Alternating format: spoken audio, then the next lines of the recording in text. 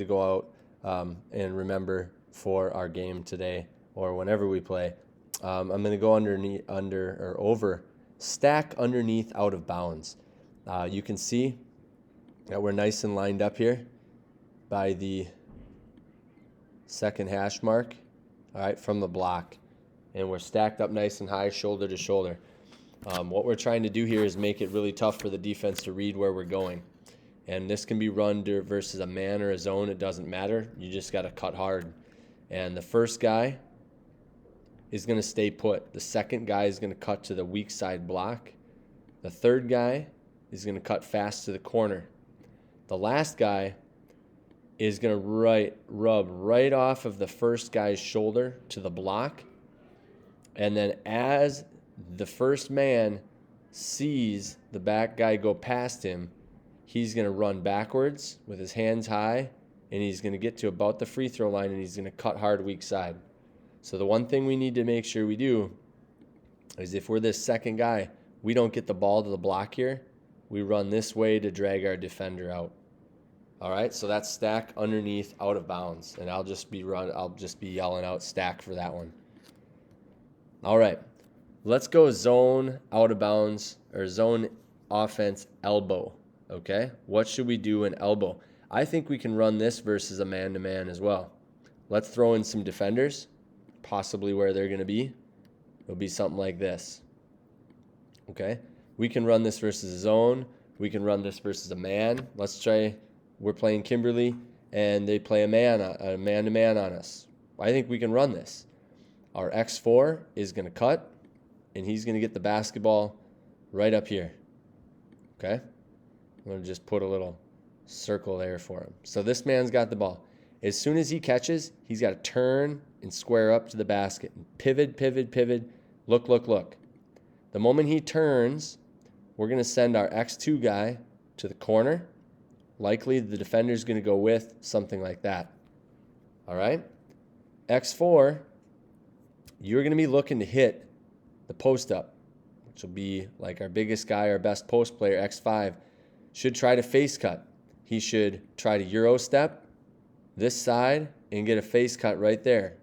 X4, that's your look, is that spot. Trying to get him the ball so he has a one-on-one situation. What would naturally happen there is if X5 gets the ball, X3 would go to short corner, and X1 would fill over to this side. Okay? We have a nice three-man game going on here with X4, X5, and X2 right here. Triangle offense. All right? That's very important to know. You got a lot of options. You can work the ball inside. If there's a double team, we can kick it out to X2, back out to X4 for a shot. If X3's guy comes over to help, that's why we're having X3 go corner. X5 should square up and look to pass X3 the ball for a shot. All right? So that's elbow, our zone play, but it can still be run during an offense. Let's look at Wisconsin. We can make some improvements here in our Wisconsin offense yet. A few keys to remember. Side, top, side. All right, we're going to catch the ball. We're going to pivot and square up, and we're going to make sure we're pivoting and using ball fakes. We're also going to make sure that our basketball meets the cutter in the spot. So if we're trying to get the ball right here and a score here, we do a nice Euro cut. X2 comes across. That basketball has to meet our player right there when the player comes across like that. It can't be late. We've been late all year. And that's going to be a real problem against teams like Kimberly and Kaukauna. Anyways, let's look at our screens and our action out of Wisconsin. All right? Our first objective is to get the ball to a wing. This man should V-cut, plant in, cut out hard and fast. We get him the ball. Okay? As that happens, our X5 sets a nice screen, letting his point guard know. And X1 should Euro cut left, right, all the way to the block. Remember, we talked about how this guy might not be open right here, but he'll be open down there. So you got to recognize as X2. We can dribble, dribble, dribble, and we can make a dribble entry pass if that's necessary. All right? So now we have point guard in the post. The ball then rotates over to X5. As soon as the ball is being passed to X5, we want to get down here and set our screen, and X3 V cuts nicely, getting all the way down below probably that second hash mark and coming off shoulder to shoulder. So then the basketball rotates over to X3, and X4 pops out, filling the open space. Now, we've had a bad habit of X1 just running wherever, going short corner here, far corner actually, coming across. That's a big no-no.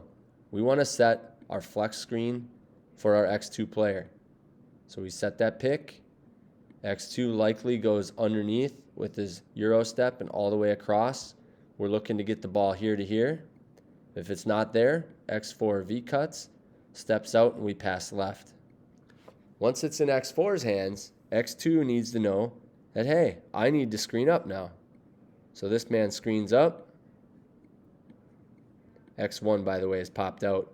And X3, Euro steps inside, comes across outside for his opportunity to get a layup.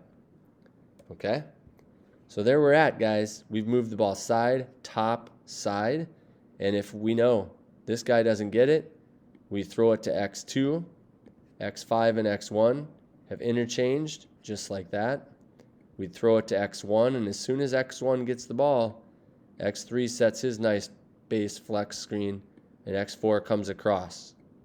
From here, X3 steps out, and we're back into our offense, right?